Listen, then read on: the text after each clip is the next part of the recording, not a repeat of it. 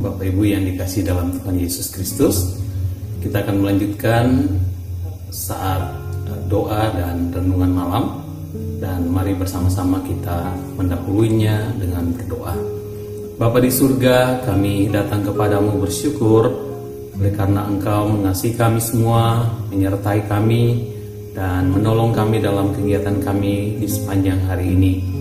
Dan ketika kami akan berdoa bersama-sama dan juga merenungkan firman-Mu, kami mohon Tuhan kiranya Engkau saja yang memimpin kami dan menyiapkan hati dan pikiran kami untuk berfokus kepada Engkau. Tolonglah kami ya Tuhan, dari awal sampai akhir acara ini. Di dalam nama Tuhan Yesus kami berdoa. Amin. Saudara, sebelum kita akan merenungkan firman Tuhan yang malam hari ini saya beri judul Tambahkan Iman Kami, saya mau menyampaikan sebuah pujian yang diambil dari nyanyian pujian nomor 246, Ku Percaya Pada Yesus. Semoga menjadi berkat.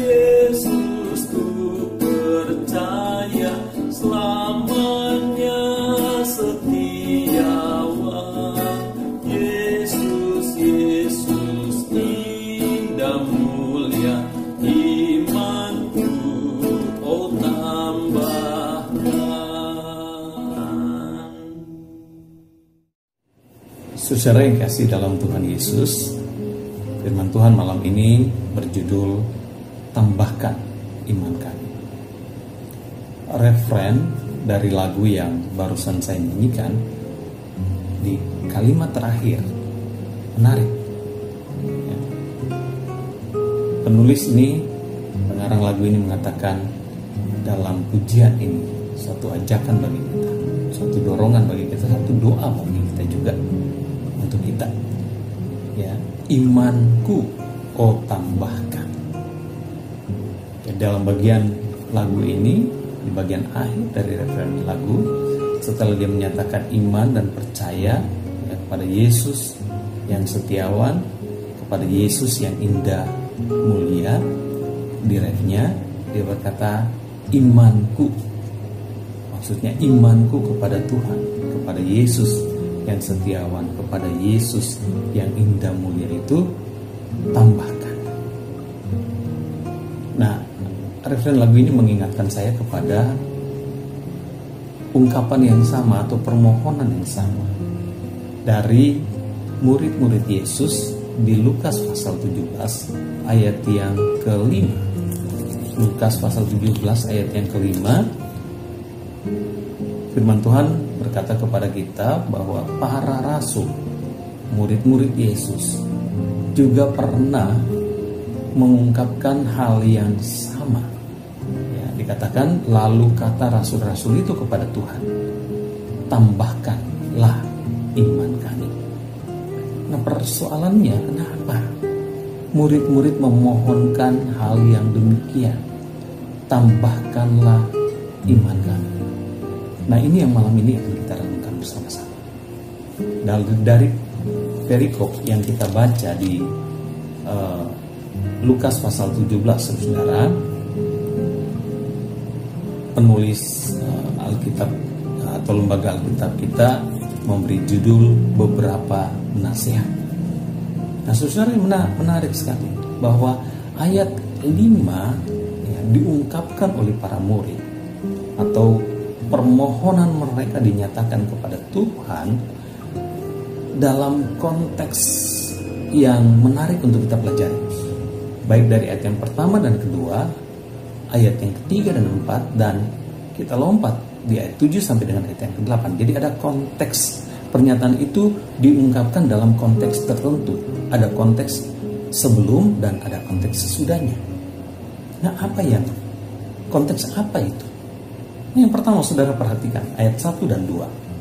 Ini ada konteks yang kalau kita hubungkan dengan permohonan murid-murid, berhubungan dengan adanya godaan atau cobaan yang datang dari luar. Jadi bersifat eksternal. Kenapa mereka meminta Tuhan tambahkan iman kami? Karena mereka menghadapi problem-problem eksternal. Ada godaan, ya, yang istilah dipakai di sini penyesatan. Saudara perhatikan kata-kata dalam ayat yang pertama. Yesus berkata kepada murid-muridnya, tidak mungkin tidak akan ada penyesatan. Tidak mungkin tidak akan ada penyesatan, tetapi celakalah orang yang mengadakannya. Dan ayat 2 nanti sudah baca sendiri. Nah, saudara perhatikan. Yang menarik kata penyesatan di sini. Jadi tidak mungkin tidak ada penyesatan. Nah, kata penyesatan ini kalau dalam bahasa aslinya yaitu skandalah, ya, skandalah atau skandalo atau skandalon, yaitu perubahan-perubahan kata dalam bahasa Yunani, ya, grammarnya. Ya. Nah, skandalah ini yang dipakai di sini, ya, dalam gramatika skandala ini bersifat netral. Nah, satu kata yang berarti adanya orang-orang yang memang secara motif dan tindakannya itu jahat, yang berupaya seakan memasang perangkap atau meletakkan seperti batu sandungan itu, batu supaya orang tersandung, perangkap untuk menjerat orang. Jadi ada orang-orang yang dengan motif dan tindakan yang jahat berupaya untuk memperdayai orang-orang lain. Dalam hal ini juga termasuk orang-orang percaya. Ada orang-orang yang berusaha untuk menjerat orang-orang percaya ke dalam kesesatan, yang memasang perangkap, meletakkan batu supaya orang tersandung dan jatuh. Tetapi yang lain itu ya sama, karena itu pengertian yang sama juga. Itu sebabnya karena ada perangkap itu, kemudian ya terjadi skandal. Ya, ada orang yang menciptakan skandal, persoalan-persoalan yang bisa mengikat, menjerat orang, membawa orang ke dalam kesesatan, ke dalam dosa. Nah, sesuai dikasih dalam Tuhan, menghadapi ini, keadaan yang dikatakan oleh Tuhan Yesus ini, murid-murid berseru, tambahkanlah iman kami. Kita memerlukan iman yang tetap teguh kuat. Ya, mereka murid-murid merasa bahwa mereka perlu menghadapi apa yang dikatakan oleh Yesus tentang penyesatan ini, perangkap-perangkap jahat yang bisa mencelakai dan menjatuhkan kita, menghancurkan keyakinan iman kita, kesetiaan kita, merusak pengabdian kita dan kekudusan hidup kita. Kita harus semakin beriman kepada Tuhan. Berdoa supaya iman kami tambahkan. Yang kedua, kalau sudah lihat ayat 3 dan 4, bicara kepada kita tentang sesuatu yang berhubungan dengan hal yang ada di dalam diri kita sendiri, ya, terutama berhubungan dengan atau dalam hubungan dengan orang-orang lain. Nah, relasi kita dengan sesama manusia dalam semua bentuk semua bentuk akan selalu berhadapan dengan ujian-ujian, tantangan-tantangan. Karena terkadang dalam relasi kita, ya saya katakan dalam relasi apapun, baik dalam hidup rumah tangga, relasi sebagai keluarga, adik kakak, termasuk di gereja, dalam hubungan dengan orang lain di masyarakat, ya kita akan cenderung menghadapi kekecewaan. Kita akan cenderung juga berhadapan dengan orang-orang yang dengan sengaja menyakiti kita, melakukan kesalahan-kesalahan, bahkan dikatakan dalam ayat ini secara berulang, ya, secara berulang. Ya. Ayat 3 berkata, jagalah dirimu jikalau saudaramu berbuat dosa, tegurlah dia, dan jikalau ia menyesal, ampunilah dia.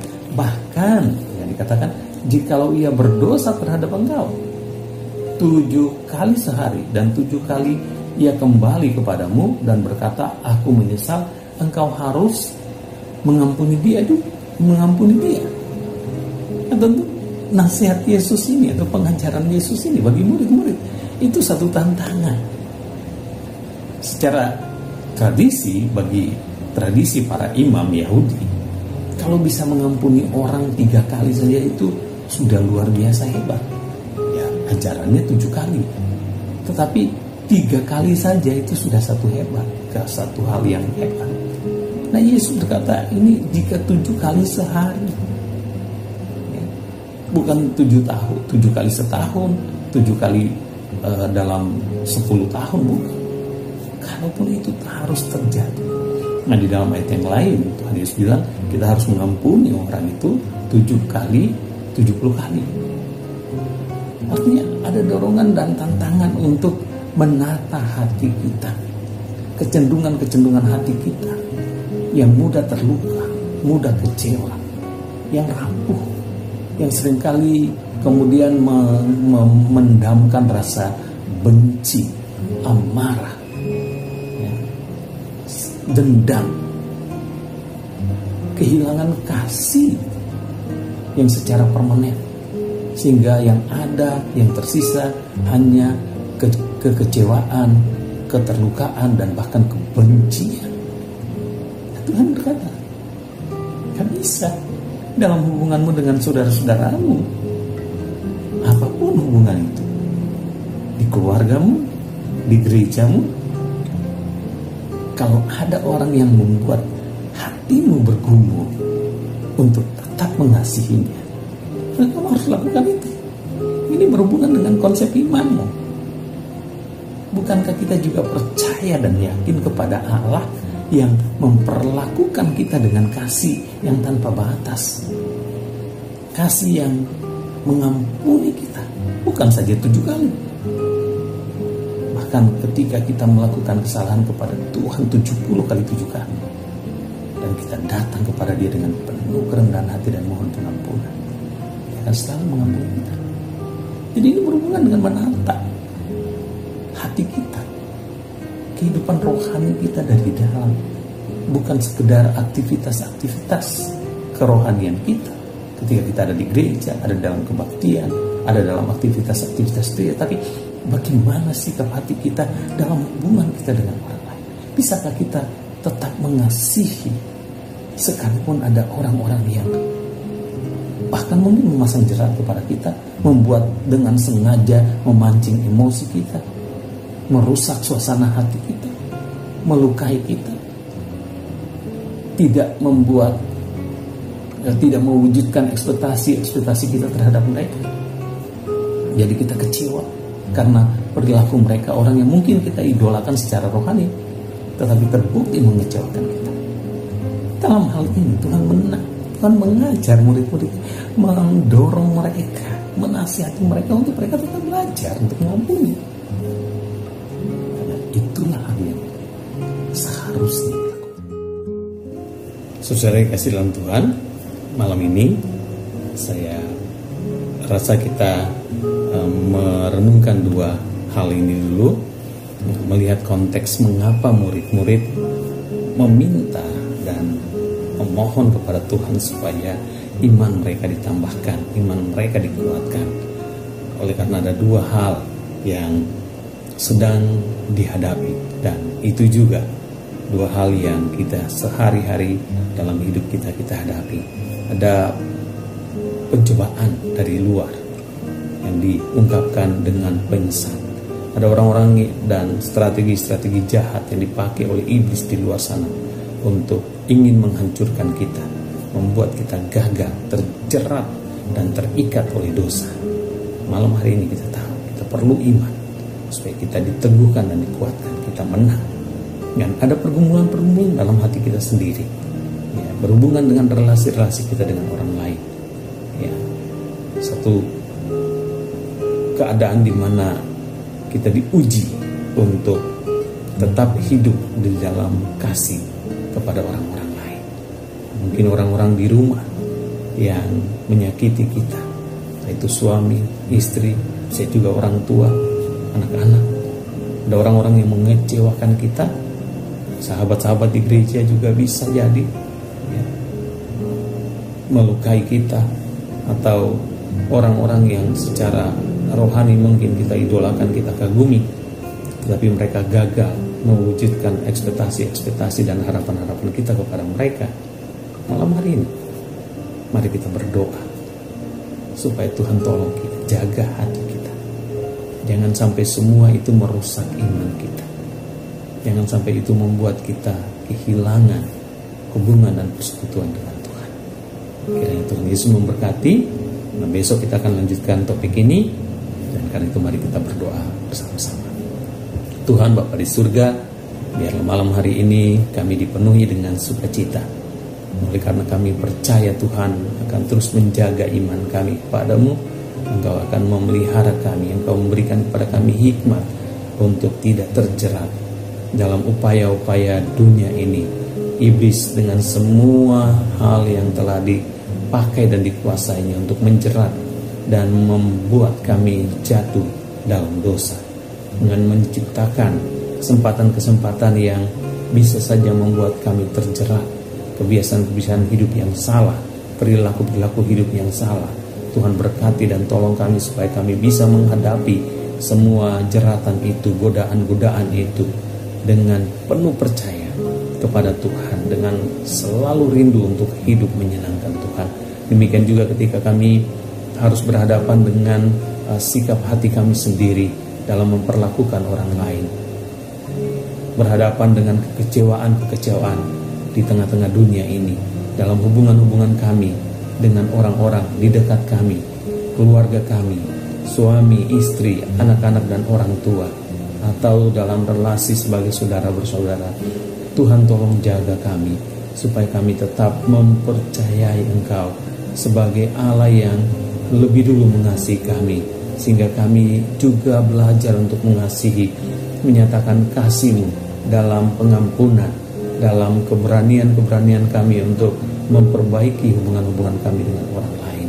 Kuduskanlah kami, bahkan terutama di dalam hubungan yang sangat dekat, sebagai keluarga, sebagai anak-anak-Mu, sebagai orang-orang percaya, kami hidup dalam kebenaran-Mu.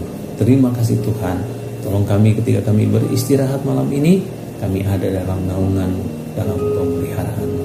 Berkati semua orang yang mengasihi Engkau ya Tuhan. Berkati semua hamba-hamba-Mu, orang-orang yang terpanggil melayani Engkau di tempat-tempat yang sulit apapun juga. Tuhan hadir di sana. Tolong mereka dan topang mereka.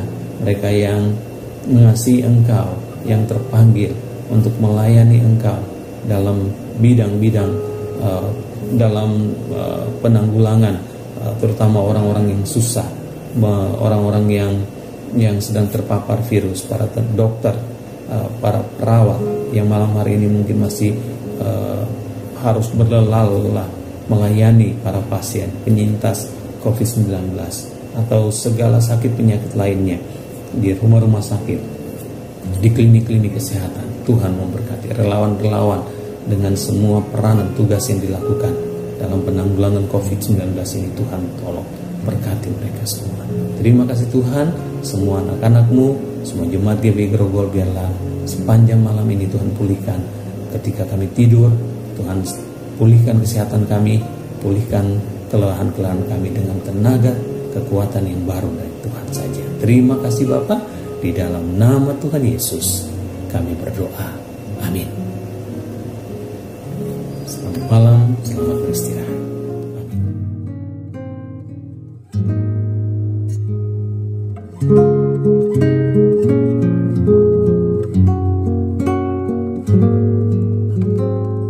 Amin.